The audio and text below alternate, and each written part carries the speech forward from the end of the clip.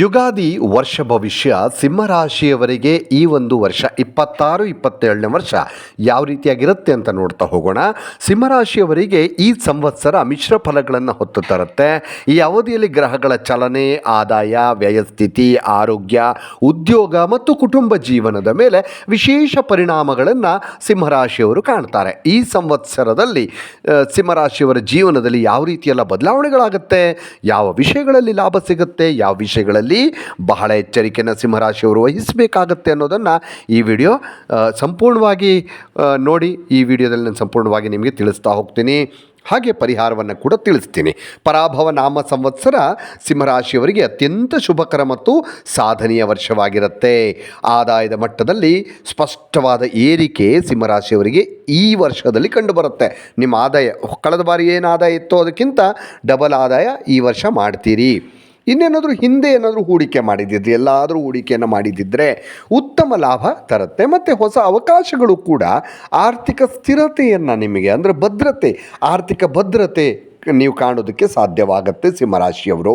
ಇನ್ನು ಖರ್ಚು ನಿಯಂತ್ರಣದಲ್ಲಿರೋದರಿಂದ ಉಳಿತಾಯ ಹೆಚ್ಚಾಗುವ ಸಾಧ್ಯತೆ ಸಿಂಹರಾಶಿಯವರು ಈ ವರ್ಷ ಇದೆ. ಯಾಕಂದರೆ ನೀವು ಖರ್ಚನ್ನು ನಿಯಂತ್ರಣ ಮಾಡಿಕೊಂಡಿದ್ದೀರಿ. ಹಾಗಾಗಿ ಉದ್ಯೋಗ ಕ್ಷೇತ್ರದಲ್ಲಿ ಪದೋನ್ನತಿ ಇದೆ, ಅಂದರೆ ಬಡ್ತಿ ಸಿಗುವಂಥದ್ದು ಮತ್ತು ಗೌರವ ಹೆಚ್ಚಾಗತ್ತೆ.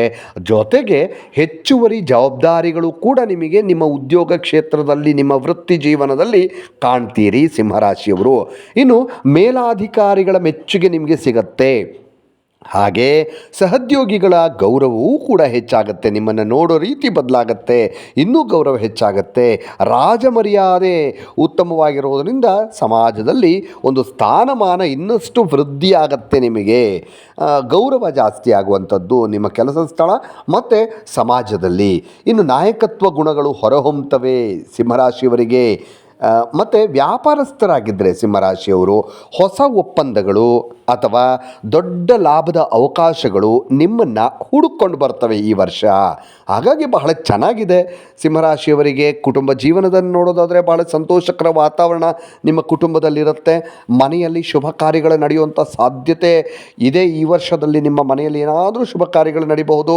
ಹಾಗೆ ನೋಡಿ, ದಾಂಪತ್ಯ ಜೀವನದಲ್ಲಿ ಪರಸ್ಪರ ಗೌರವ ಮತ್ತು ಪ್ರೀತಿ ಇನ್ನೂ ಹೆಚ್ಚಾಗ್ತಾ ಹೋಗುತ್ತೆ ಸಿಂಹರಾಶಿಯವರಿಗೆ. ಅದೇ ವಿದ್ಯಾರ್ಥಿಗಳಾಗಿದ್ದರೆ ಸಿಂಹರಾಶಿಯವರು ಉನ್ನತ ಶಿಕ್ಷಣ ಹಾಗೆ ಸ್ಪರ್ಧಾತ್ಮಕ ಪರೀಕ್ಷೆ ಏನಾದರೂ ನೀವು ಬರೀತಾ ಇದ್ದರೆ ಖಂಡಿತವಾಗಲೂ ನಿಮ್ಮ ಪರೀಕ್ಷೆಯಲ್ಲಿ ಉತ್ತಮ ಅಂಕಗಳನ್ನು ಗಳಿಸೋದಕ್ಕೆ ಸಾಧ್ಯವಾಗುತ್ತೆ.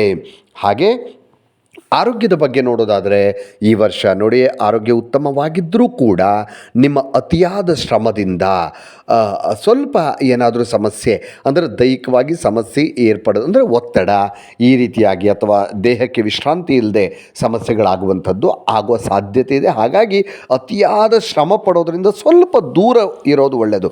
ಸ್ವಲ್ಪ ಎಲ್ಲವನ್ನೂ ಕೂಡ ನೀವು ನಿಧಾನವಾಗಿ ತಾಳ್ಮೆಯಿಂದ ಮಾಡಿಕೊಳ್ಳೋದು ಒಳ್ಳೆಯದು. ಇನ್ನು ನಿಯಮಿತ ವ್ಯಾಯಾಮವನ್ನು ನೀವು ಮಾಡ್ಕೋಬೇಕಾಗತ್ತೆ. ಮತ್ತು ಸಮತೋಲಿತ ಆಹಾರ, ಆದಷ್ಟು ಹೊರಗಿನ ಆಹಾರವನ್ನು ಸಿಂಹರಾಶಿಯವರು ತ್ಯಜಿಸೋದು ಒಳ್ಳೆಯದು. ಇಲ್ಲಾಂದರೆ ಆರೋಗ್ಯ ಸಮಸ್ಯೆಗೆ ಗುರಿಯಾಗ್ತೀರಿ. ಹುಷಾರಾಗಿರಿ. ಧಾರ್ಮಿಕ ಕಾರ್ಯಗಳಲ್ಲಿ ಭಾಗವಹಿಸೋದು, ಹಾಗೆ ಸತ್ಯನಾರಾಯಣ ಆರಾಧನೆ ಮಾಡುವಂಥದ್ದು ಅಥವಾ ದಾನ ಧರ್ಮಗಳು ಹೆಚ್ಚು ನಿಮಗೆ ಫಲವನ್ನು ಕೊಡ್ತವೆ.